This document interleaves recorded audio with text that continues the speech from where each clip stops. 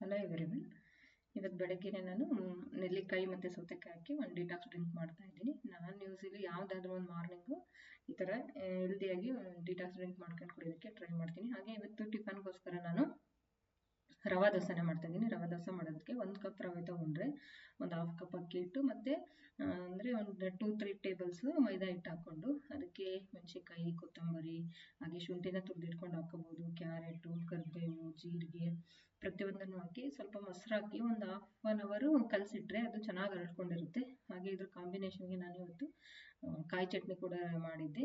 ರವಾ ದೋಸೆಗೆ best combination ಅಂದರೆ ಕಾಯಿ ಚಟ್ನಿ ಅಂತಲೇ ಹೇಳ್ಬೋದು. ಹಾಗೆ ಇವತ್ತು ಮನೇಲಿ ಸ್ವಲ್ಪ ಗ್ರೇಪ್ಸ್ ಇತ್ತು, ಅದಕ್ಕೋಸ್ಕರ ಗ್ರೇಪ್ನ ಜ್ಯೂಸ್ ಮಾಡ್ತಾ ಇದ್ದೀನಿ. ಸ್ವಲ್ಪ ಸಕ್ಕರೆಯನ್ನು ಆ್ಯಡ್ ಮಾಡಿದ್ದೀನಿ, ಹಾಗೆ ಸಾಲ್ಟು ಮತ್ತು ಪೆಪ್ಪರ್ ಕೂಡ ಆ್ಯಡ್ ಮಾಡಿದ್ದೆ. ಹಾಗೆ ಸ್ವಲ್ಪ ಕಾರ್ಪೆಟು, ಮ್ಯಾಟ್ಸ್ ಎಲ್ಲ ತೊಳಿಬೇಕಿತ್ತು, ಹಾಗೆ ಪಾಟ್ಗಳು ಸಹ ತೊಳಿಬೇಕಿತ್ತು. ನಾನು ಈ ವಿಡಿಯೋ ಇಷ್ಟ ಆಗಿದ್ರೆ ಚಾನಲ್ನ ಲೈಕ್ ಮಾಡಿ ಮತ್ತು ಸಬ್ಸ್ಕ್ರೈಬ್ ಮಾಡಿ.